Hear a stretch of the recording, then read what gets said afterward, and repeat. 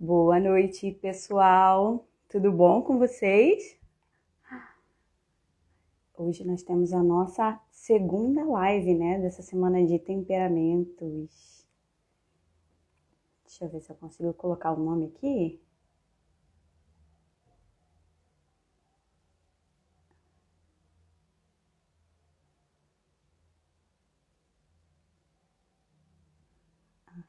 Foi. Sejam bem-vindos. Boa noite. Tudo bem?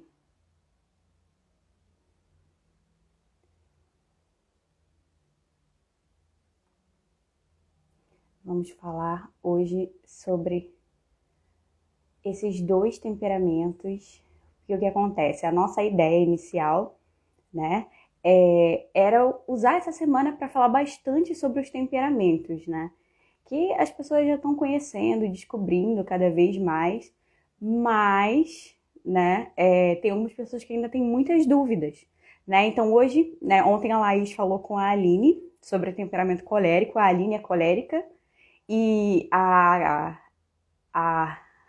Olá, oi, Érica, tudo bem? E a Laís é fleumática, né? Então hoje eu decidi convidar a Camila, ela é uma Penélope, né? A Camila é sanguínea e como eu sou melancólica, né? Nós somos aí os dois opostos, a gente vai conversar hoje. Deixa eu ver aqui. Tudo bom? Boa noite, Leandra. Deixa eu ver aqui. Vamos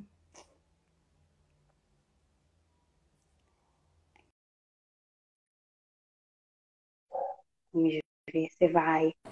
Vocês estão ouvindo bem? Oi, Camila! Olá! Tudo bem, Rafuque? Tudo bom? E você, como está? Também, graças a Deus, tudo bem. Só ajeitando aqui, mas tô tudo bem.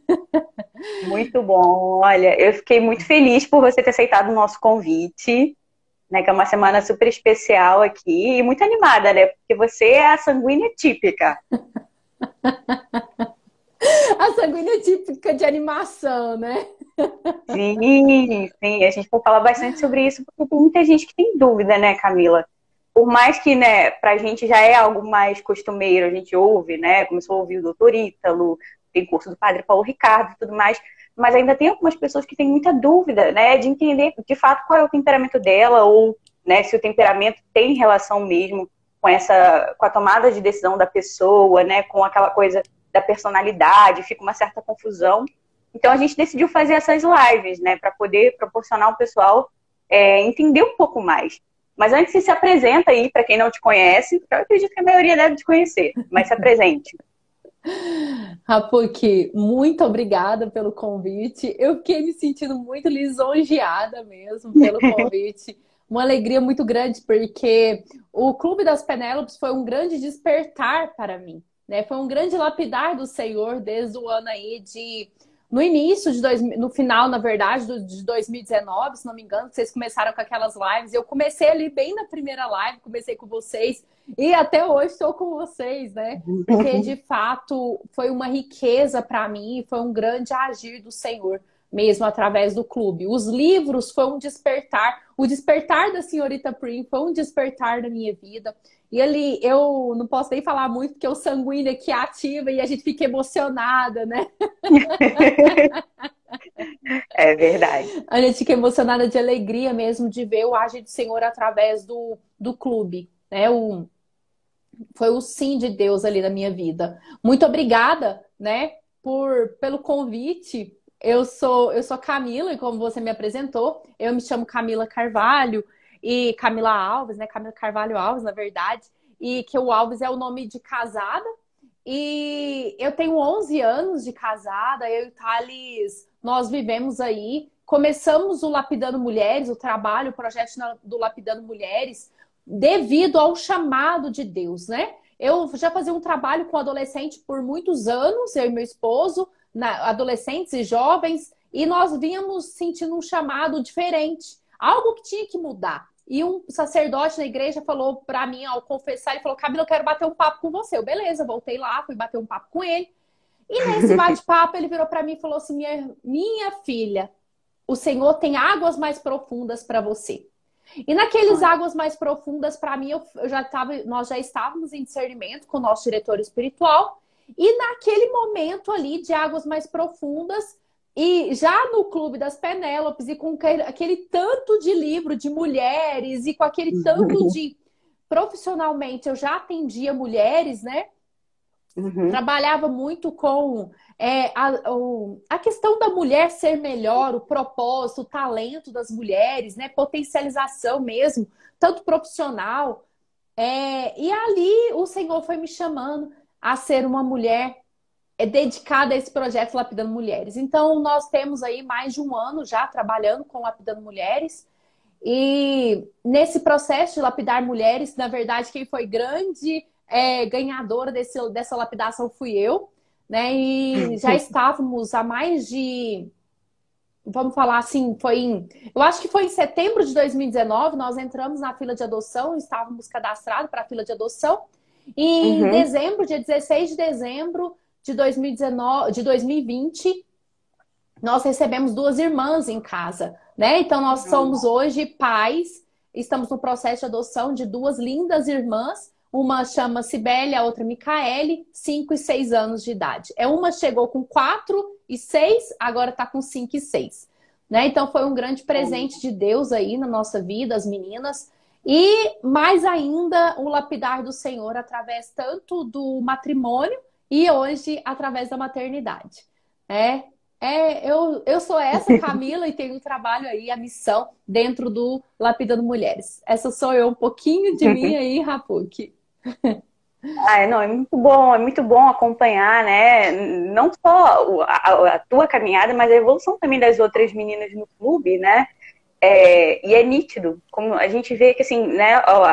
O esforço de vocês de estar ali, de pegar o livro e de participar do Hangout, ou mesmo que não dê para participar, rever e refletir sobre uma obra, é nítido, né? Como tudo isso vai frutificando em vocês. E sempre que eu vejo, né, o trabalho do Lapidando Mulheres, eu participei de uma das aulas, né, sobre organização, e é impressionante como, assim, as pessoas, o pouco que você dá, né, mas que é algo, assim, que pode mudar a vida dela, ela fica tão agradecida, né?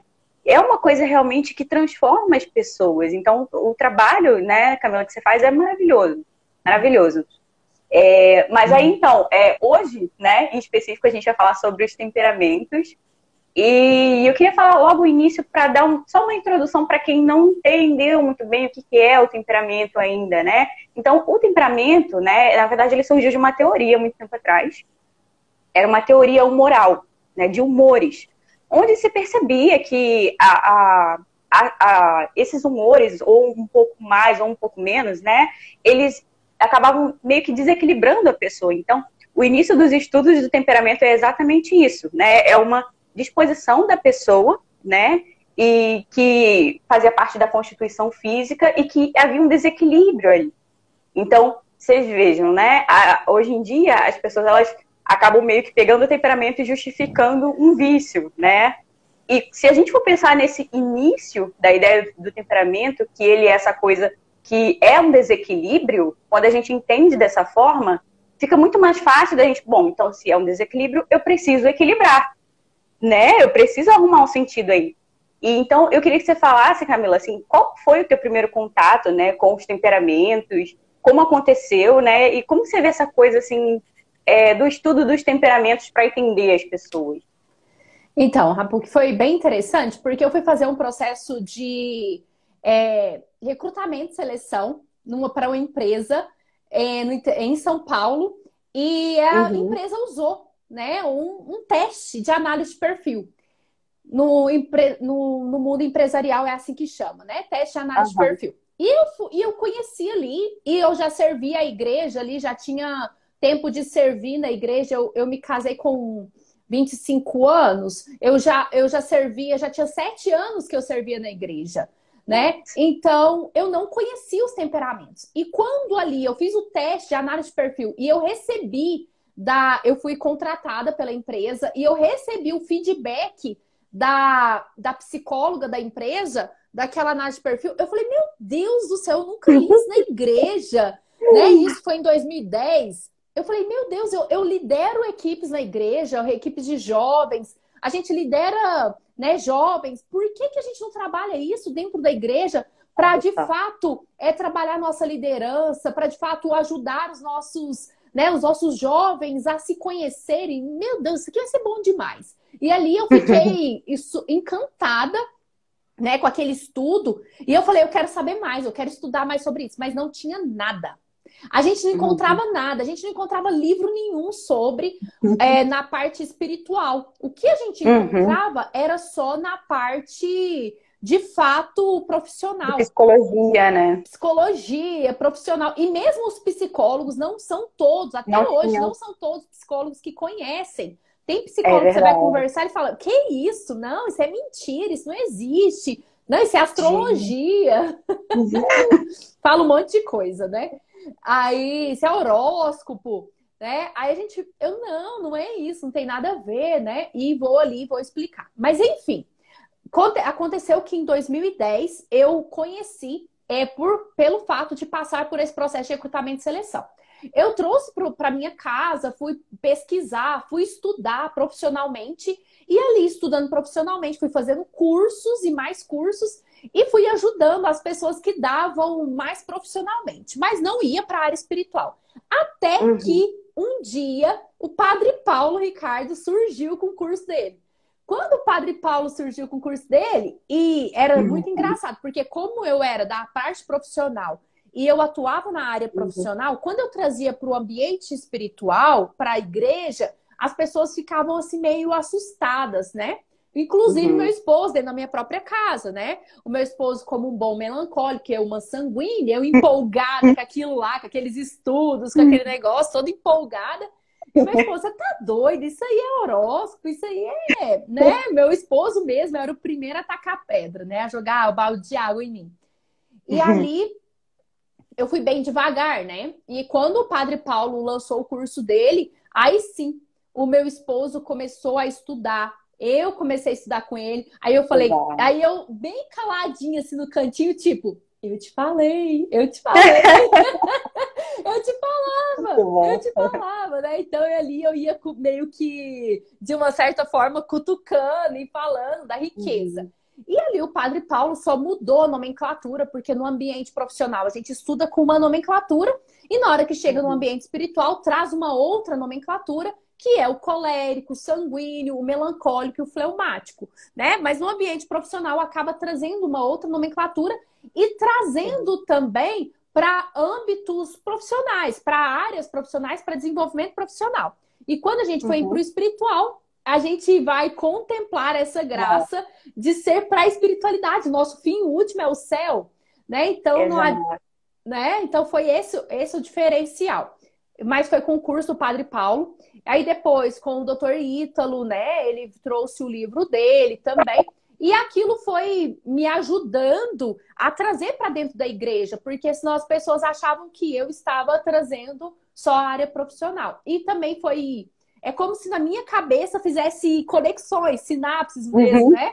Então foi mais fácil fazer aquelas conexões. Aí depois a gente foi descobrindo, foi traduzir, foi ser...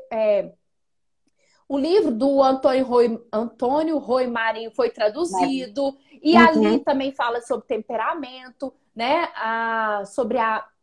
Outro livro também que fala sobre temperamento, que depois chegou às nossas mãos, que não eram muito comum, que é da...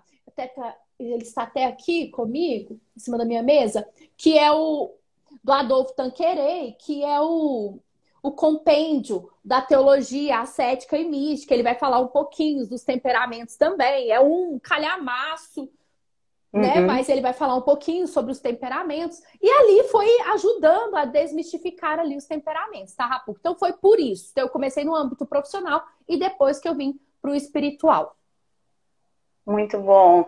E porque assim, às vezes as pessoas elas têm receio, né? Porque elas nunca ouviram sobre aquilo. E quando você fala, por exemplo, sanguíneo, né? Que vem aquela coisa de sangue, e aí a pessoa ela não consegue associar muito bem, né? E na verdade os temperamentos, eles são meio que a base para a formação da nossa personalidade, né? Tanto que quando a gente olha para uma criança, é muito fácil, né? Depois de um tempo você consegue deduzir mais ou menos como ela vai reagir.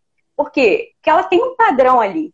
E aí, quando ela vai recebendo cultura, formação, né, educação dos pais, a personalidade dela vai se desenvolvendo, mas é em cima dessa base, né? Então, como a gente falou, né, o temperamento sanguíneo, ele é aquele temperamento que é mais para fora, né? Ele é representado simbolicamente pelo ar. Então, quando a gente pensa, uma criança sanguínea, por exemplo, ela é aquela criança mais agitada, ela vai correr de um lado para o outro, ela vai querer falar muito, né? Ela gosta de interagir e até a disposição corporal dela mesmo incita isso. É muito curioso quando a gente está diante de uma criança sanguínea, logo você nota, né? Diferente do temperamento melancólico, que seria o oposto, né? Exatamente o oposto ali, que seria o frio e seco. A criança melancólica, gente, se eu pegar uma foto, eu deveria ter tirado aqui a foto. A minha foto, eu mostrei essa fita para a Laís, meu aniversário de 3 anos. Nenhum sorriso. Nada, Camila. Nada. Nenhum sorriso. As pessoas, rapou, que rapou. Nada, entendeu? A criança melancólica, ela é aquela que fica, né? Quando a gente imagina o melancólico, ele é simbolizado pela terra. Então, a terra, ela é fria, né? Seca. E ela é estável ali, ela fica. Né? Então, é muito curioso, porque na criança, tá muito crua ali, né? Você olha assim e fala, caramba, mas até o movimento, assim, né? A criança melancólica, ela não vai ficar assim correndo muito, né? Ela tem umas regras ali do mundo interior dela que ninguém sabe, né? Ninguém tem acesso ali, mas ela não é aquele tipo de criança que vai sair, vai falar e gritar. Não, ela primeiro vai ver onde ela tá, né? Ela vai observar e depois ela vai agir. Então, quando a gente toma conhecimento, né, dessas coisas, dos estudos dos temperamentos, eu acredito que isso ajuda muito, né? Tanto a gente entender o outro, como se entender. Porque muitas das vezes a gente, ou não ter um imaginário muito bem formado, né? A gente olha para o outro e fala, não, o outro fez isso, porque ele pensou errado, ou ele, né? A gente já julga o outro. E quando a gente tem essa perspectiva, por exemplo, do temperamento, você já imagina, olha, né? Ela tem temperamento sanguíneo, então ela tem essa dificuldade, né? Ela vai falar muito, às vezes ela vai falar mais do que devia, né? Então, você não vai julgar mal, né? É claro, né? Se for para corrigir, né? Se nós formos autoridade, vai ter que acontecer. Mas a nossa disposição com o outro, eu acredito que muda muito, né? E aí eu queria ver, assim, faz sentido isso que eu falei? Total sentido, né, Rapuque? O temperamento, ele vai nos dar uma nova percepção tanto de nós mesmos. Primeiramente, eu falo que é um novo olhar para quem eu sou de fato, né? Eu começo a me respeitar as minhas inclinações, as minhas potencialidades. Eu respeito quem eu sou de fato. Eu começo como se fosse a me abraçar. Eu abraço quem eu sou, eu não rejeito mais. Então, tem um livro que ele fala o seguinte, que a gente precisa passar pelos estágios de uma cura, como se fosse um processo de cura interior. E o primeiro estágio da cura interior é como se fosse assim, o primeiro estágio para a gente não se curar é da negação. Então, a gente nega a dor e não se cura, né? Então, a gente precisa o quê? É abraçar para ser curado, né? Então, ao invés de negação, é a aceitação. Eu preciso aceitar quem eu sou. Mas Santo Agostinho fala para nós, antes de aceitar quem eu sou, eu preciso me conhecer.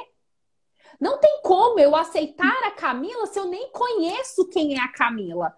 Então, é preciso que eu coloque esse óculos de grau para olhar para a Camila primeiro. E olhando para a Camila primeiro, reconhecendo a Camila primeiro, eu aceito quem a Camila é e depois eu vou superar quem a Camila é. E passando por essa trilogia, né, de Santo Agostinho, que é conhece-te, aceita-te, supera-te, quando eu me supero, eu começo a me superar, eu começo a ter um olhar de misericórdia para o outro. Então, eu começo a ter um olhar de misericórdia para o melancólico. Por que o melancólico acha desse jeito? Porque eu chamava o meu esposo, antes de conhecer os temperamentos, eu chamava ele de esquizoide. Eu brincava com ele, ô esquizoide, ô esquizoide. Porque ele tinha algumas posturas que eu não compreendia. Porque o mundo o qual eu vivia, a minha cultura, eu sou sanguínea, com ali um aporte para o colérico, para o seco, para o colérico. Uhum. Só que os meus pais, a minha mãe, ela casou muito nova com o meu pai. E ela casou, ela tinha 19 anos e ela perdeu o pai quando ela tinha 9 anos de idade. Então, ela não teve pai, né? A educação paterna dela foi a minha avó que assumiu a maternidade e a paternidade. Então, a minha mãe, a gente fala que ela é uma fleumática melancólica, uma melancólica fleumática, é bem desafiador conhecer o temperamento da minha mãe, porque ela foi desde muito cedo educada para abraçar todos os temperamentos, que ela tinha que ser tudo dentro da casa dela por causa da realidade da família, né? Mas a gente fala que minha mãe tem um fleumático, um melancólico, né? Mas o que que acontece? Quando eu conheci o Thales e a família dele, foi por pura graça de Deus mesmo, porque ele é muito diferente. E esse ser muito diferente atrai, mas depois que a gente casa, pode virar outra questão, pode repelir, porque é muito diferente. Então, o sanguíneo com o colérico, ele se atrai, o diferente deles. Então, o que tem em mim falta no Thales e o que tem no Thales falta em mim.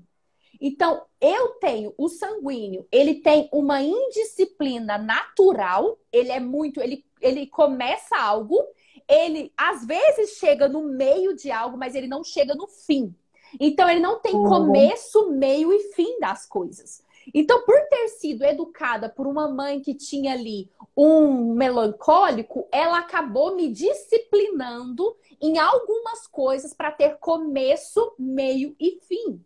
Entende? Então, por exemplo, nos estudos, eu não tinha começo, meio e fim. E aí, a minha mãe, ela me forçava muito na escola a ter esse começo, meio e fim. Mas foi a duras penas que eu tive que aprender isso. Tanto que quando eu entrei para o Clube das Penélopes, algo que eu reclamava muito para vocês é que eu lia 10 livros ao mesmo tempo, mas não terminava nenhum.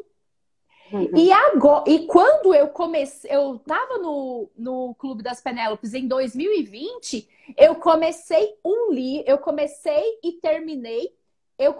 Até o meio do ano eu tinha lido, se não me engano, 8 livros. Começo, meio e fim. Eu falei, meu Deus, eu nunca fiz isso na vida. Na vida. Esse ano eu não sei quantos livros eu fiz começo, meio e fim. Mas agora eu acabei de fazer um retiro agora e eu fiz começo, meio e fim de um livro. Eu falei, gente, eu nunca fazia isso na minha vida. Sabe? Então, assim, o sanguíneo, ele tem essa questão de ser ar, da indisciplina dele, né? De ser muito voado, de ser muito ar. E o melancólico, ele vem trazer como se fosse assim, essa raiz para o sanguíneo, essa raiz para o ar. Então é como se fosse um balão, né? O sanguíneo é ar, um balão. Então a pessoa vem e é exatamente isso que o sanguíneo sente, tá? Quando a gente quer colocar rotina no sanguíneo, o sanguíneo sente que ele é livre, ele quer ser livre, ele quer viver por prazer, ele quer viver para voar, e vem uma pessoa e coloca ele dentro de um limite que é o balão. É um limite que é o balão. Quando a gente namora com o melancólico, a gente tem essa sensação que ele quer colocar limitações na gente. E a gente está namorando, a gente ainda consegue tramitar tranquilamente dentro do balão, porque aí ele vai e solta um pouquinho, ele vai e vai para casa dele, aí você se sente sanguínea de novo, aí você pode ser quem você é, né? Aí você pode ser mais livre. Aí casou. Ixi, casou com o melancólico. Exatamente. Aí a ordem. Só que eu não, é muito pelo assim, depois a gente fala exatamente a minha realidade quanto a isso. Mas o que que aconteceu? O que que eu mais senti é essa questão do controle. O melancólico, ele tem uma necessidade exagerada do controlar todas as coisas. Tudo o melancólico quer controlar. Então imagina a Camila sendo ar, dentro já do namoro, balão, e casou, o cordão amarrou, puxou e amarrou bem pertinho aqui, como se fosse assim, eu não posso nem para direita nem para esquerda. Eu me sentia exatamente desse jeito, porque o melancólico, ele quer tanto controlar um sanguíneo que ele faz isso, né? E o sanguíneo, se ele não tiver sabedoria, e pela graça de Deus, os dois, na verdade, não tiverem Aí nós vamos pegar outra questão aqui, tá, Rapuque? Se eu voar Uhum. muito, você me cata aí, tá? Melancolicamente. Tá Você vai bem. fazendo umas Pode conexões ir. aí, tá bom? Tá. Nós vamos para outra objetiva agora. Porque o melancólico e o sanguíneo, nós não podemos perder de vista que, como casal que busca a santidade, o nosso fim último é o céu. Então, tanto o melancólico quer o céu, quanto a sanguínea quer o céu. Quando ambos querem o céu, é diferente. Os dois se lapidam, se autolapidam e lapidam um ao outro, e vai lapidando um no outro também, para juntos irem ao céu. Né? Então, o Thales me amarrou, eu falo, peraí, me solta um pouquinho que tá muito forte esse laço que você me deu. Tá me agoniando, tá me sufocando. E isso vai trazendo, né? É desde o período do namoro. O melancólico e o sanguíneo, eles precisam aprender a se comunicarem. Você está me prendendo demais. Quando é uma mulher melancólica e um marido sanguíneo, o marido sanguíneo, ele não vai ter essa sabedoria de comunicar à esposa melancólica que ela está controlando ele. O marido sanguíneo, ele vai... Me larga! Ele vai mesmo gritar, ele vai mesmo, tipo... E o grito de um marido... Passa um furacão, né? Passa um furacão e acabou. E daqui a pouco tá tudo bem. Exatamente. E o marido sanguíneo, o que ele vai fazer? Ele vai querer se refugiar, aí ele busca fugas para sair do controle da melancólica. E quais são as fugas do marido sanguíneo contra a mulher melancólica? Aí ele vai querer jogar futebol, aí ele vai querer ficar fazendo a questão do horas extras no trabalho. Por que ele vai fazer hora extra no trabalho? Como uma forma de fuga da realidade da casa, que é exageradamente controle. Então, quando eu entendo o temperamento do meu marido, quando eu entendo o meu temperamento, eu começo a ter empatia para a realidade do outro. Por que ele tá fugindo de casa? Por que ele tá no Netflix o dia inteiro? Tá errado. Por que ele tá no videogame o dia inteiro? Está errado. Por que ele tá na pescaria ele tá na pescaria os finais de semana? Né? Por que ele tá querendo criar estratégias para fugir de casa? Tem algo acontecendo. E o marido melancólico, né, ele tem uma forte tendência a ter esse controle da mulher sanguínea, mas a esposa sanguínea, ela quer ser alegria para o marido melancólico. E o marido melancólico, ele pode não querer essa alegria exagerada. Então, todos nós precisamos buscar uma virtude.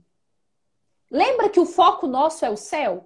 Se o nosso foco é o céu, nós precisamos buscar uma virtude que chama temperança, que é o tempero. Né? Então, eu, Camila, quanto sanguínea, eu sou indisciplinada, então vem a disciplina do melancólico para me ajustar. Eu, Camila, quanto sanguínea, eu sou falante. E vem o melancólico no silêncio, na profundidade, para falar aqui, vem aqui, vamos estudar mais para você falar desse assunto. Já que você gosta de temperamento, que você estuda no âmbito profissional, você não me convence assim. Então, o melancólico, ele vai falar. Você não me convence falando desse jeito. Então, para conversar com o Thales melancólico, é a melhor questão que Deus me pôs. Né? Porque aí eu preciso me aprofundar nos assuntos, estudar. Eu vou falar, por exemplo, nós estamos agora lendo, nós dois juntos, lendo, só que eu leio, ele lê. Aí, olha só as estratégias que a gente usa. Ele lê o Diário da Beata Conchita e eu leio os livros da Virtude de Santa Conchita, que é o tratado dela. Então, a gente lê livros complementares, né? Então, olha lá, o Tratado Prático dos Vícios e das Virtudes, e eu pego, o sanguíneo vai pegar uma parte, e o melancólico, lendo outro livro, ele vai pegar o outro lado, a outra realidade do livro. E aí, o que a gente faz? A gente senta na mesa e conversa. Por quê? Porque cada um vai se complementando. A gente tem essa complementariedade. Se eu, no meu destempero, na minha ausência de sabedoria, ausência de virtudes, eu quiser competir com meu marido e não me abrir para complementar, nós vamos competir. E nós vamos bater de frente o tempo todo, porque nós somos muito diferentes. Exato. E essa coisa da competição, né, é muito séria, principalmente no período agora em que nós estamos vivendo. Parece que urge, às vezes, dentro da gente esse desejo de competir, de ir, falar e de ter a certeza ali, né? Quando, na verdade, nós não somos chamados a isso. Nós somos chamados ao amor. E isso que você falou, Camila, é muito central, porque quando nós temos a perspectiva sobrenatural das coisas, né? Quando nós entendemos que essas coisas aqui que acontecem vão passar, né? Tudo ganha outro tom. Tudo, né? E aí, quando a gente entende, por exemplo, que o outro tem dificuldades, né? Que a questão do temperamento, ela denota mesmo as nossas fragilidades em relação a algumas coisas, a gente passa a ser mais compassivo, né? A gente começa a entender. E aí, no caso, teve uma moça que perguntou aqui, né, se existia a possibilidade de ser melancólico e colérico. Eu costumo usar esse livro aqui, ó, do Dr. Ítalo, dos 4 temperamentos na educação dos filhos, né? Uhum. Porque aqui tem um gráfico, e aí ele dispõe, né, os temperamentos e as variações, porque, como a Camila falou, né, no caso dela, ela é sanguínea, e tem alguma coisa ali do colérico, que seria o sanguíneo com aporte seco. Isso. Né? E aí, bem, aí o livro, ele vai explicando aqui direitinho, né? Ele monta uma tabela com os símbolos. E eu acredito que esse livro é muito bom para quem quiser descobrir o próprio temperamento e entender, né, que muitas vezes as pessoas confundem, por exemplo, o melancólico não é que ele seja tímido, mas é que ele não tem necessidade de reagir de imediato, né? Na verdade, o que acontece? O melancólico, ele olha para a coisa e ele processa tudo dentro de si, né? E aí só depois de algum tempo, mais horas, dias talvez, o melancólico vai reagir, né? Uhum. E até o próprio corpo, assim, questão de sono. Gente, eu tenho uma coisa, uma dificuldade, assim, eu tô tentando descobrir ainda como que eu vou lidar no período do casamento, porque eu tenho muito sono, meu corpo mesmo, né? É sempre muito lento, é tudo muito lento. Então, até a minha disposição, às vezes eu tô vivendo alguma coisa e alguém me faz uma pergunta.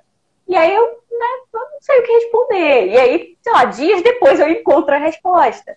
Então, o melancólico, ele tem esse tempo mais diferente, né, de processar as coisas. Ele vê o acontecimento, processa dentro de si e depois de um tempo devolve para o mundo uma resposta ordenada. E já o sanguíneo não, né? O temperamento sanguíneo, o A é o A, né? Assim que acontece uma coisa, ele logo reage, né? É esse o impulso, essa coisa da impulsividade. E que a Camila falou que realmente, né, é uma das maiores dificuldades, eu acredito, do sanguíneo, dessa meio que inconstância e indisciplina, porque o sanguíneo, ele é muito suscetível às coisas mais sensíveis, né? Ele rapidamente ele reage às coisas. Uma música, gente, o sanguíneo, nossa, eu fui numa palestra, uma palestra não, acho que era um convívio, há um mês atrás. E foi muito engraçado, porque assim, cada uma tinha que contar sobre a sua história, assim, né, do processo de conversão. Eu fui lá, contei. A forma com que eu contei foi tão racional, Camila, que foi tipo assim, ó, aconteceu isso, isso, isso e isso, né? E eu encontrei a verdade. Bom, nossa, incrível, Rapo. E que ver Camila sanguíneas contando. Não, porque eu senti, sabe? E a emoção e fluindo, cara. E assim, não é que era mentira. Era muito verdadeiro, né? Isso é uma coisa também que a gente tem que se condoer. Às vezes a gente está diante de um amigo que tem o temperamento sanguíneo e ela está assim se expressando porque ela é levada pela emoção muito fácil, né? E aí daqui a pouco ela está sorrindo de novo. Eu falo, meu Deus, como ela consegue? Não, eu falei, o melancólico ele não chora na frente das pessoas, né? É desse jeito, mas é muito lindo ver essa questão, essa diferença, né, Rapu, que você tocou numa questão, Rapu, que eu acho que é muito interessante a gente falar, porque a grande maioria das vezes é muito as dores das nossas mulheres, né? Que é a questão com relação ao sono, né? Você falou que o sono do melancólico é um pouco mais, como que fala assim, você tem um desafio maior de educar-se para o sono, né? Para o despertar mais cedo, para o acordar cedo. Só que a gente precisa ver algumas coisas que são muito importantes dos dois temperamentos. A gente precisa ver a tendência que nós temos natural do temperamento, se não é uma preguiça ali que a gente está alimentando, que veio desde... Eu não estou falando de você, tá? Porque aí cada um, né, se avalia. Não. Mas eu estou falando de mim também. Nós precisamos avaliar o que está por trás do nosso exagero no sono, né? Se tem a questão de hormônio, igual eu falo para minhas alunas, físico, você já avaliou todas as partes físicas? Não, tá tudo ok? Todos os hormônios, tá tudo normal? Beleza. Você já avaliou a questão do seu temperamento? Se o seu vício dominante, né, sua paixão dominante, ali tem de fato a paixão dominante, o vício dominante da preguiça, né? Do querer ali, do desânimo, alguma coisa assim, a gente precisa avaliar. Beleza. Outra questão que nós precisamos muito avaliar é a questão da educação também. Por exemplo, o melancólico, ele tem uma grande facilidade de ter uma decisão forte. Ele tem a vontade muito forte, o melancólico. O que significa isso? Se ele se propõe a fazer algo, ele faz. Pode demorar para digerir um pouco, 1 mês, 2 meses ou 15 dias, que seja. Mas na hora que ele decidir, de fato, fazer uma coisa, ele vai fazer. Exato. Ele vai fazer e ele vai levantar. Por que você não está levantando cedo ainda? Porque você não se convenceu que você precisa. Exato. Porque é o dia que o melancólico se convence de que ele precisa acordar cedo, ele vai acordar. E aquilo ali, o celular pode despertar 4h30. Passou 20 dias, 30 dias, ele vai acordar 4h20. O tanto que a vontade do melancólico é forte. Já o sanguíneo, ele não tem uma vontade tão forte. Ele vai precisar de uma grande, como se fosse assim, uma grande conversão primeiro, né? Para depois ter uma vontade forte. Então, por exemplo, eu falo para as minhas alunas, né? Que tem 18 anos, meu processo de conversão, eu tenho 18 anos nesse processo de conversão, né? E esse processo meu de conversão tem 18 anos que eu peço ao Senhor a graça de acordar cedo. Eu tenho muita dificuldade de acordar cedo, sempre tive. Camila, você morava em São Paulo, você não tinha que acordar cedo? Sim, eu acordava 4h30 da manhã para não pegar trânsito em São Paulo, para chegar mais cedo no meu trabalho, né? Porque senão eu gastava 3 horas em 25 quilômetros, né? Era, assim, exorbitante em São Paulo. Ou 2 horas, 1h30, dependia do horário que eu acordava. Se eu acordasse e saísse, por exemplo, 5 minutos mais cedo, eu chegava no meu trabalho em 30 minutos. Aí eu tinha que fazer isso, mas o que eu tive que fazer? Eu tinha um objetivo, eu tinha um propósito forte, eu tinha uma meta muito clara na minha cabeça sanguínea. Entende, gente? O sanguíneo, ele precisa ter uma meta muito clara, muito palpável e muito hoje. Muito concreta, né? Exatamente, concreta para hoje. Por exemplo, se eu virar para você e falar assim, a sua meta, minha irmã, é o céu. E tá longe demais, eu posso fazer muita coisa. Tá longe demais. Por quê? Porque o sanguíneo acha que as coisas estão muito longe e não estão concretas. Tá muito, muito sonho. Isso é utopia. Isso é muito distante. Aí, quando você começa a ler as histórias dos santos e vê que o santo fez, por exemplo, o santo sanguíneo, né? Santa Teresa d'Ávila, Santo Agostinho, né? Eu tô com São João Bosco na minha cabeça, mas São João Bosco é colérico. Mas tá na minha cabeça porque eu amo São João Bosco, e São João Bosco eles falam que é colérico. E pra mim São João Bosco é mais do que sanguíneo, porque ele brincava com os jovens como se fosse sanguíneo. Pois é, eu também pensava. Também sugiro. Eu sempre assisto os filmes, né, de São João Bosco, que eu gostava lá, eu era era salesiana, né? Trabalhava na escola, trabalhava, não, estudava na escola salesiana. E os filmes de São João Uhum. Bosco, ele traduzia muito um sanguíneo, né? Ou muito um brincalhão. Só que o que acontece? Tem outra parte que a gente precisa ver. Ele já foi cativado para a missão dele, que era evangelizar jovens. Então ele sabia que ele precisava ser atraente, né? Uhum. Cativar mesmo, assim, ser brincalhão, ter os. Então ele desenvolveu as características de um sanguíneo, né? As virtudes que um sanguíneo tem, que é a da alegria, que é esse deixar as coisas mais leve, né? O sanguíneo tem isso. Ele deixa o lugar, o ambiente mais leve. Não é tão pesado quanto o melancólico, né? O melancólico, ele tem um Uhum. potencial gigantesco, mas ele tem esse peso. Ele tem essa Sim. tendência de colocar todo mundo num. Se ele não for virtuoso, ele coloca todo mundo numa jaulinha rapidinho. Todo mundo numa Sim. caixinha rapidinho. Não, você pertence a essa caixa, você fica aí nesse lugar, Uhum. né? O melancólico vai fazer isso com todo mundo. Cada um tem que ficar no seu cantinho, no seu lugar de sofá. Quando eu casei, dando um exemplo, né? Quando eu casei com o Thales, rapaz, que eu achei muito engraçado. Porque nós casamos e ele sentava todos os dias no mesmo lugar no sofá. É de rir, não é? É de rir, ninguém acredita. Ele Mas tinha eu um não lugar. posso rir, porque eu também sou dessas. Ele sentava todo dia no mesmo lugar de sofá. Aí, sabe o que eu fazia? Aí o sanguíneo implicante, né? Eu chegava antes que ele, ou ele ia no banheiro, e eu ia lá, corria e sentava no lugar dele. Porque eu falava, não é possível, gente, não é possível, ele precisa desapegar. Isso é apego. Isso é apego. Isso é apego. Aí eu lá corria e deitava no lugar, no cantinho que ele tinha reservado.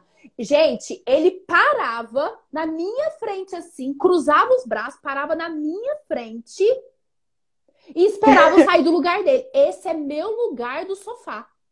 Como assim esse é seu lugar de sofá? Sim, esse é meu lugar de sofá. Eu falei, não acredito que existe isso. E aí, se eu não conhecesse temperamento, a gente ia travar uma briga feia. Mas ali eu virava para ele brincando, no tom de brincadeira ali Uhum. mesmo, porque se a gente enfrentar, eles ficam muito bravos. É como se fosse, eu brinco com ele, que é como se fosse um pincher bravo, né? Aí eu falo assim, ele fica assim, começa a É. rosnar, sabe? Aí eu virava para ele e falava assim: meu amor, você precisa trabalhar isso. Que nada tem seu lugar, né? Hoje você tá morando nesse apartamento, amanhã você vai sair desse apartamento. Hoje você tem esse sofá, amanhã nós não temos esse sofá mais. E por graça de Deus, ele foi se libertando daquilo assim, ó, sabe? Ele foi trazendo, permitindo trazer a leveza de um sanguíneo. Que tem hora que senta no braço do sofá, tem hora que tá pendurado no sofá, tem hora que tá assim no sofá. E o sanguíneo é essa, ele não gosta nem de ficar no mesmo lugar de sofá, isso incomoda ele. Incomoda um sanguíneo. Você quer ver o que incomoda um sanguíneo é estar no mesmo lugar. Aí ele vai e muda. Aí ele vai e muda de novo. Aí ele vai e muda. Parece que tem formiguinha no. É verdade. Então são É dois muito bom. extremos, né? Totalmente. Então, eu perdi ali, fala o que eu tava falando, aí você pode perguntar aí, Rapu, se eu me perdi aí. Não, mas é exatamente isso, né?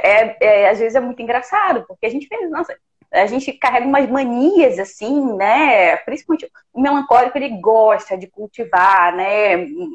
Rotinas, tradições. E assim, por um lado, existe essa vantagem de que o melancólico ele consegue aprofundar bem nas coisas, consegue elaborar bem uma rotina, né? Que pode beneficiar os outros, mas a gente não pode fazer disso, né, um ídolo. Porque senão já era, senão né, a gente não pode esquecer que as pessoas, elas, no final das contas, elas não são coisas, né? O copo, quando você está diante dele ali, você sabe o que esperar de um copo. Então você já colocou o que é um copo, é um rótulo, pronto, é um copo. Se a gente, né, pega essa mania de olhar para as coisas, já deduzir, já rotular, torna tudo muito confuso, né? E as relações elas vão pesando mesmo. Eu tenho, as minhas duas avós, elas são melancólicas. E é muito curioso, porque assim, como elas são diferentes, né? Existem os pontos, assim, né? As duas gostam de rotina, elas acordam na mesma hora, elas têm um prazer, né, de ver, apreciar coisas bonitas, né? Que é uma coisa que o melancólico gosta e precisa, né? Uhum. Porque ao mesmo tempo que a gente consegue olhar para a coisa e perceber que ela é muito bonita, né? A gente também, por essa mania, né, de aprofundar tanto, muitas vezes a gente acaba entrando num grau de tristeza, de olhar para as coisas e só ver o pessimismo, né? O melancólico, vem daquela coisa, daquela ideia de melancolia também. Então o melancólico ele precisa se expor a coisas muito bonitas. Mas eu olho para as minhas duas avós e percebo como elas são diferentes, né? Uma conseguiu integrar as coisas do jeito certo, sabe? Ela consegue sorrir diante de uma tristeza, né? Ela sabe que ela fez o que ela podia ter feito, né? Então, ela conseguiu integrar, mesmo as dificuldades, ela conseguiu processar bem, né? É como a terra, tudo que você joga ali vai marcando. Então, se a gente processa de uma forma errada, né? Aquilo fica ali e é difícil de arrancar. E já minha outra avó, ela tem uma extrema dificuldade por questões que, né, infelizmente ela precisou trabalhar fora, não havia outro jeito, e ela meio que se culpa por não poder ter ficado em casa. Então, tem umas amarras ali, né, umas amarguras ainda. Mas assim, as duas são melancólicas, só que uma soube processar melhor e a outra ainda não, né? Mas é aquela coisa, né? Até o último minuto da nossa vida, a gente pode conseguir agrupar tudo isso e integrar na nossa personalidade de uma forma, né, que seja boa e que seja a vontade de Deus, né? Porque quando a gente pensa também em temperamentos, eu já pensei em várias vezes, nossa, eu queria ter nascido, sei lá, colérica. Porque meu sonho é agir, ir, resolver e tal, e pá, pum, ter atitude. Mas não, né? Eu demoro uma semana para pensar numa boa resposta. Enfim, eu fico planejando e planejando ao invés de agir. Isso ainda é uma coisa que a gente vai vencendo aos poucos. Mas quando eu percebi, né? Eu parei para pensar, bem, eu nasci nessa família desse jeito e Deus me deu esse temperamento, né? Então eu não tenho direito de querer outra coisa, porque o que eu tenho que querer é a vontade de Deus, o que eu tenho que querer é a realidade, né? Então quando a gente se abre e realmente aceita tudo isso, as coisas mudam, né? As coisas mudam de figura. E aí, Camila, eu queria que você dissesse para mim, né? O que você acha que é mais difícil, né? Qual é a maior dificuldade do sanguíneo que você considera, né? E qual é a maior vantagem ou a maior virtude, né? A maior facilidade aí? Então, algo que é muito importante a gente olhar é que o sanguíneo, ele tem muita dificuldade com rotina. Mas quando ele se abre à rotina, ele vai ver que a rotina para ele é a grande libertação que ele precisa. É o grande remédio da vida dele, né? O sanguíneo, ele corre o risco de estar querendo equilibrar todos os papéis, então parece que fica assim, aquele, Uhum. não sei se chama malabarismo, né? Acho que é malabarismo. Mas Uhum. aí ele começa a jogar todas aquelas bolas para cima, bola, bola, bola, bola, pelo amor de Deus, ele se sente exatamente daquele jeito. Vida pessoal, é matrimônio, família, filhos, é pai e mãe, pelo amor de Deus, meu pai e minha mãe estão me cobrando isso. Ele se cobra tudo, trabalho, dinheiro, e aquilo ali tudo ele quer se equilibrar tudo ao mesmo tempo, né? E ele não consegue colocar aquilo ali dentro de uma rotina do dia. Uhum. Então, o maior desafio para um sanguíneo é aceitar que ele precisa da rotina. E que a rotina é a peça fundamental na vida dele. É a peça que está faltando, é a chave que quando ele aceitar, colocar ali e virar aquela chavinha, o carro andou e o carro foi. Não vai de fusquinha, não, minha filha. Você vai de Mercedes, de carrão. Entende? Você vai potencializar assim sua vida muito a partir daquela mudança sua. Então, o que eu preciso olhar? O sanguíneo, algo que é ponto de atenção é a rotina. Agora, algo que é muito forte no sanguíneo e que o sanguíneo corre o risco de se perder pela vida é com relação a algo que é natural do sanguíneo, é a virtude da alegria. Ele é alegre, o sanguíneo é leve. Só que diante aos pesos da vida, diante às dificuldades da vida, ele vai perdendo a leveza dele. Ele vai perdendo essa alegria que é natural dele. Ele vai perdendo esse sorriso dele, esse brilho no olhar. O sanguíneo, ele tem um brilho no olhar. De criança, ele tem um brilho no olhar. E de acordo com o que vai crescendo... Travou para você aí, Rapu, que é só para as pessoas? Pra mim tá tranquilo aqui. Parece que Avisem para aí, bastante gente. tempo travou, né? Para bastante pessoas travou, né? Eu tô normal aqui também. É, aqui também tá tranquilo. Travou, gente? Avisem aí.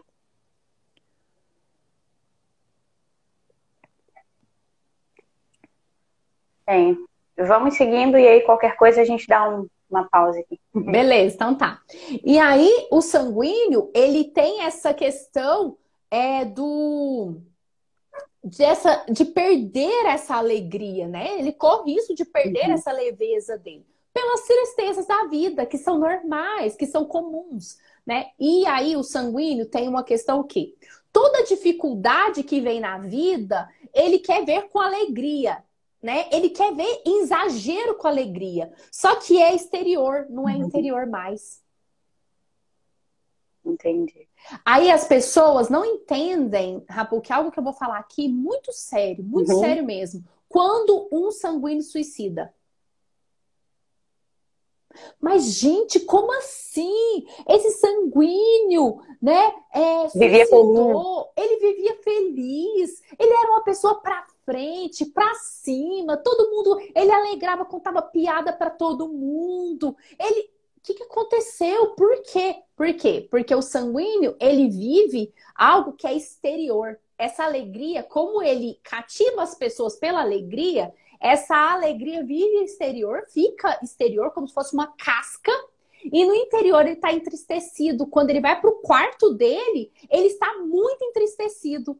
Por isso que acha que eu posso ser melancólica e sanguínea ao mesmo tempo. Não é isso, minha irmã. Acontece que você perdeu a sua essência. Você está perdida em de fato quem você é. Né? Então precisa trabalhar o quê? Cura interior. O que é cura interior? Não é ir para... Tá bom, se você quiser, você pode ir, né? Para retiros de cura interior, você pode ir. Mas eu vou te dar uma receita infalível para um sanguíneo. Desliga a televisão, começa a desligar a televisão e começa a fazer de Jesus na cruz a sua televisão. A contemplar Jesus na cruz. Não consigo, Camila. Comece por 2 minutos. Como se fosse um peixinho. Como se fosse um peixinho no aquário. Você contemplar um peixinho no aquário. Jesus na cruz. Você vai rezar o rosário, uma Ave Maria na frente de Jesus na cruz. Você conseguiu um dia? No segundo dia, 2 Ave Marias. E ali você começa a rezar um terço na frente de Jesus na cruz. Sem fechar o olho. Olhando, abrindo os seus olhos, sem fechar. Porque senão você viaja na maionese. Você viaja, o sanguíneo já viajou na novela tal de 1900 e bolinha, já viajou no Procurando Nemo, já viajou no... Você viaja bonito. Abre os seus olhos e contempla a cruz de Jesus. Camila, mesmo contemplando a cruz de Jesus, eu estou viajando. Minha irmã, para tudo, entregue o que você está pensando aos pés de Jesus na cruz. É como se fosse de fato mesmo. Você vivenciando ali, aos pés de Jesus na cruz. Jesus, eu estou te entregando as minhas preocupações, os meus medos, e ali você vai começar um exercício de concentração. É tão engraçado que as pessoas falam assim para mim, Rapu, que para as nossas alunas, elas falam assim, Camila, mas isso não funciona não. Eu falei, não, porque precisa acreditar. Não acredita em mim não, faz. Faz, começa a fazer. Daqui 40 dias, 30, 40 dias, você me conta. Isso é impressionante, isso muda, né? Porque a gente está acostumado a ter as coisas muito fácil, né? Então você acha que eu vou ficar aqui na frente e vou conseguir me concentrar, vai ser moleza, 2 minutos, né, Camila falou, e aí você não consegue, né, ficar 2 minutos parado, né? O nível é tanto, né, do nosso século de dispersão, de excesso de informação, que a nossa atenção, ela foi embora. Então, esse tipo de exercício que a Camila pontuou é muito importante, principalmente para quem é sanguíneo mesmo, porque, né, quando a gente pensa, o que deve nos mover? O amor, né? Então, por que não contemplar o maior amor, o maior sacrifício, né? Então, quando você está ali diante daquilo, aquilo te comove, né? E por mais que você não saiba o que dizer, ou não saiba exatamente o que está acontecendo, quando você vive aquilo ali, todos os dias, quando você se compromete a estar ali todos os dias fazendo isso, né? Você começa a ser transformada e começa a entender que, de fato, né, eu estava perdida, né? Quando a gente pensa, né, Santo Agostinho, eu separei aqui, né, que eu fiquei pensando, bem, vamos pensar nos santos, né, dos temperamentos e tudo mais. E Santo Agostinho, quando a gente lê as confissões, nossa, né, é de um amor assim, né? Eu falei, eu sou um sanguíneo para escrever isso, né? É como se viesse realmente um ar, assim, uma brisa que invade a gente. E aquela oração, né? Tarde te amei, ó, beleza tão antiga e tão nova. Tem um trecho que ele diz assim: eu era inquieto, alguém que buscava a felicidade, buscava, acho que não achava. E aí depois ele fala mais adiante: tu estavas dentro de mim e eu fora, né? E Santo Agostinho, ele era um típico sanguíneo. E quando a gente imagina né, todas as paixões desordenadas dele, toda a juventude totalmente confusa, ele estava buscando alguma coisa, ele estava sempre fora, sempre fora. E aí, quando ele entendeu, né, que Deus, o Deus que se deu por todos nós, o verdadeiro amor, a beleza tão antiga e tão nova, estava dentro dele, né? E é esse o movimento que o sanguíneo precisa fazer, né? De, olha, né? A alegria não é aqui fora, né? Não são as coisas sensíveis, né? Os sentidos, eu como aqui, daqui a pouco acabou a comida, né? Isso passa, né? Então, a alegria que o sanguíneo precisa cultivar é realmente essa interior. E lendo Santo Agostinho, né? Não tenho dúvida que a maioria das pessoas, e principalmente os sanguíneos, vão se identificar, porque é uma conversa ali, é um diálogo com Deus, né? E aí, eu pensando, né, como você falou do sanguíneo, pensando na dificuldade do melancólico, eu acho que a maior dificuldade dele é de se fechar em si mesmo, sabia? Porque é muito fácil, Caio, muito fácil. Às vezes, sei lá, o Eduardo está conversando comigo e eu já não estou mais prestando atenção nele. Eu estou dentro da minha cabeça tentando resolver 40 problemas adiante, desnecessariamente, porque é domingo, assim, né? Entende? Então, o melancólico, porque ele vê o mundo desordenado e ele quer pegar aquilo e ordenar, né? É como assim, preciso resolver muitos problemas. Só que quando você se fecha, né, dentro de si, você não olha mais, não contempla mais a pessoa que está diante de você, ó, que vida triste, né? É impossível. Não há comunicação, porque uma pessoa está falando e a outra, ela está obtusa ali. Ela está presa dentro dela mesma. Então, acho que a maior dificuldade do melancólico é realmente quebrar essa barreira, né? De, olha, eu tenho coisas para resolver, mas eu preciso ouvir essa pessoa, né? É um dever meu me abrir e conversar, ouvi-la, né? Por um lado, o melancólico, ele tem a capacidade de ouvir mais, né? Porque ele fica quieto na dele, ele processa as coisas. Então, que a gente use isso, né, de uma forma para beneficiar os outros. E essa coisa do melancólico, né, de introspecção, né, eu acredito que é uma vantagem, porque para a oração, olha, essa semana, assim, eu agora estou trabalhando no centro da cidade do Rio, né?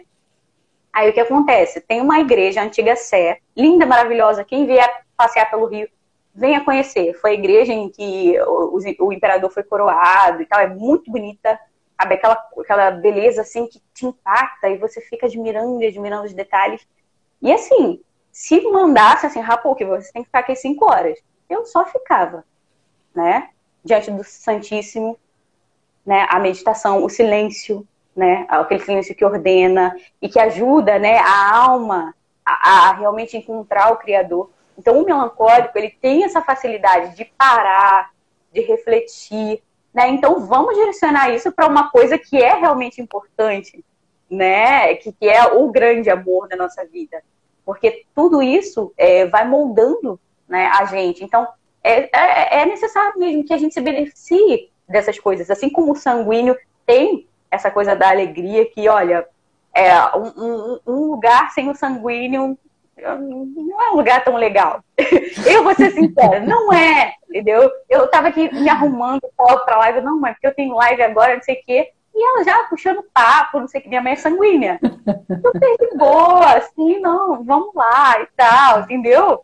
E ela é a pessoa que ri das minhas piadas, entendeu? Ela é aquela pessoa assim que ela tá aqui, não, vamos lá, vai dar certo. Então, essa leveza, né, que o sanguíneo carrega, poxa, isso é um exercício de caridade, gente. São José Maria, ele dizia, muitas vezes falta-nos um sorriso, né? A gente tá ali ao longo do dia, uma rotina pesada, dor de cabeça, não sei o que, tem problema. Cara, um sorriso cura, né? E o sanguíneo, ele tem isso para dar. Ele pode estar com dor de cabeça, mas ele tá sorrindo. Não... Ele tá. Ele pode estar sofrendo tudo, mas ele tá ali sorrindo, né?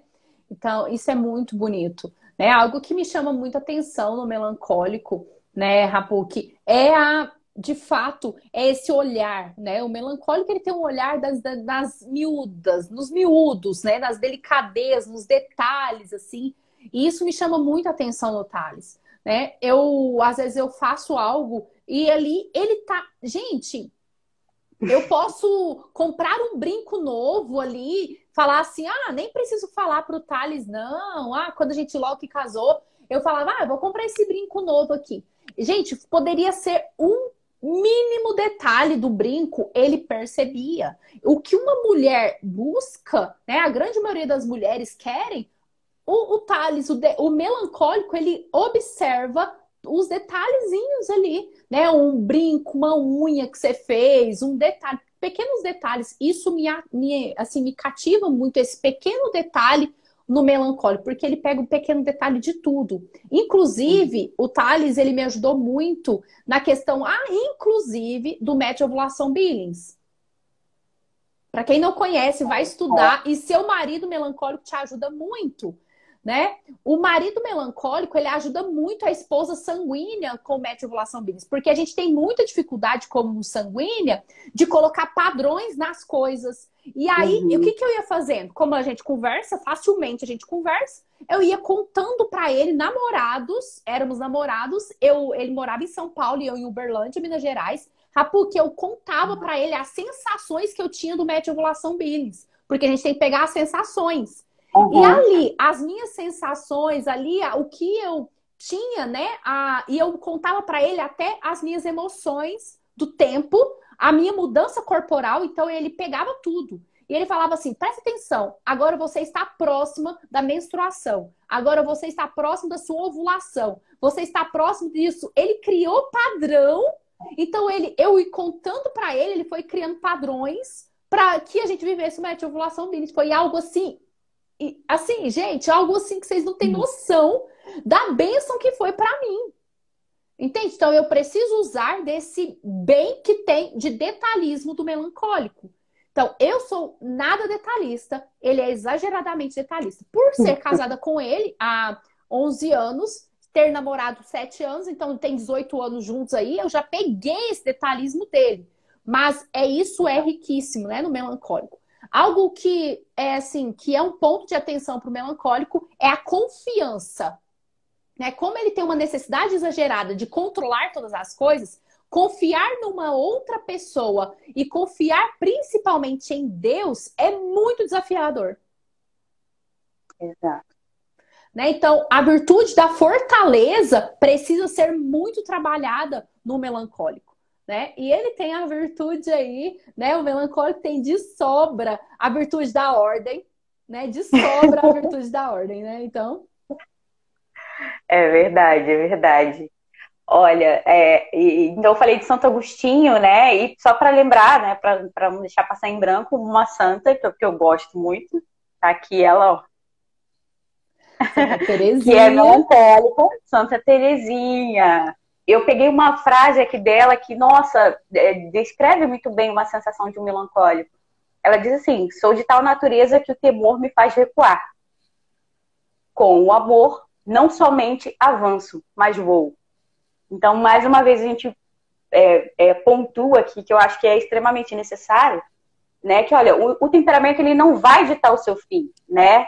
E ele não serve para você usar para desculpa, né, do teu vício. Não. Agora que você sabe qual é o teu temperamento, é a tua chance de amar mais, é a tua chance de retificar mais, é a tua chance de se lapidar, né? Como a Camila falou. É o momento de você olhar para essas dificuldades e realmente lutar contra elas, com pontos concretos, assim. E é só assim, no final das contas, que a gente aprende realmente a dilatar o nosso coração. E eu queria deixar aqui, que tem bastante gente perguntando sobre vídeos e tal. Eu acredito que a Camila também tem conteúdo depois, se você puder falar, Camila. Mas aqui no clube a gente tem alguns stories salvos, né, sobre os temperamentos, tem posts especiais no feed, explicando o que é cada temperamento, como cada temperamento reage. E para quem quer, né, aprofundar mais, tem o livro do Dr. Ítalo, que eu mencionei, Os 4 Temperamentos. Foi o primeiro, assim, que eu tive acesso, que mudou totalmente a minha perspectiva. E esse daqui que eu achei extremamente bonito, O Elogio aos 4 Temperamentos. É um livro, né, que tem várias gravuras e tem poemas, assim, sobre os temperamentos. Realmente é muito bonito, olha. Muito, muito bonito. Foi feito, assim, de uma forma muito, muito delicada até, para mostrar, no final das contas, que o temperamento, né, mais uma vez, ele não vai ditar o seu fim ali, né? Não é só porque você é colérica que você tem que ser grossa, não é só porque você é melancólica que você vai ser sempre triste, não é só porque você é sanguínea, né, que você vai ser lasciva ou não vai deixar nunca as pessoas falarem, e não é só porque você é fleumática, né, que você vai ser parada, vai ser uma pessoa apagada. Não, né? O temperamento, ele é a base para a formação da nossa personalidade. Então, como a gente forma a personalidade? Procurando formação, né? Se conhecendo. E aí, Camila, eu queria que você falasse se você tem algum conteúdo sobre temperamentos, que eu lembro que você falou durante uma época aqui, né? Sim, nós temos um curso, né, sobre temperamento, onde nós pegamos todas essas bibliografias e fizemos um e-book. E além do e-book, nós gravamos aula, né, para facilitar para as mulheres. Então, quem quiser já agora já ter acesso às lives, nós temos live de cada temperamento, nós temos live falando de cada temperamento e progresso na vida espiritual, né? E talentos. E temos um monte de live lá no IGTV do Lapidando Mulheres, que vocês podem aí fazer um net, como se fosse assim uma maratona, um Netflix ali. Muito bom, muito bom. Olha, gente, só para avisar, né? Até o dia 10 a gente está com promoção no Clube das Penélopes, tanto no pacote semestral e trimestral. São mais de R$ 50 de desconto. E assim, olha, são 15 livros e assim, é uma promoção assim imperdível. Eu vou ser sério, a gente está dando de bandeja. E nesse mês de julho, a gente está lendo o livro Mulherzinhas. Nesse livro nós temos 4 irmãs, não por acaso, gente. Olha, só para dar um spoiler para vocês, né? Ontem a Aline falou sobre uma das personagens, que é a Jo, que ela tem o temperamento colérico, e no livro a gente vai identificando isso. E no livro, quem tem o temperamento sanguíneo é a Amy. A Amy passa por uma série de dificuldades ali, um teste da vaidade dela, né? Como a Camila falou, que muitas vezes o vício, né, que a gente tende mais a cair, depende muito desse temperamento. E a personagem que é melancólica é a Amy, que é a irmã mais nova, né? Então, a gente vê ali como que cada uma delas tem um temperamento e com a formação certa, daí com o desejo delas de ser melhor por amor, elas conseguem vencer essas dificuldades, elas conseguem vencer esses vícios. Então, quem quiser ler o livro Mulherzinhas com a gente, entra no link da bio e se inscreve no Clube das Penélopes, tá certo? Então, Camila, se quiser deixar um último recado, pode ficar à vontade. Obrigada. Gente, o Clube das Penélopes, né? Todos os livros, né, eles podem ser lidos não somente por você, né, mas eu indico muito para as nossas alunas, tá, Rapuc?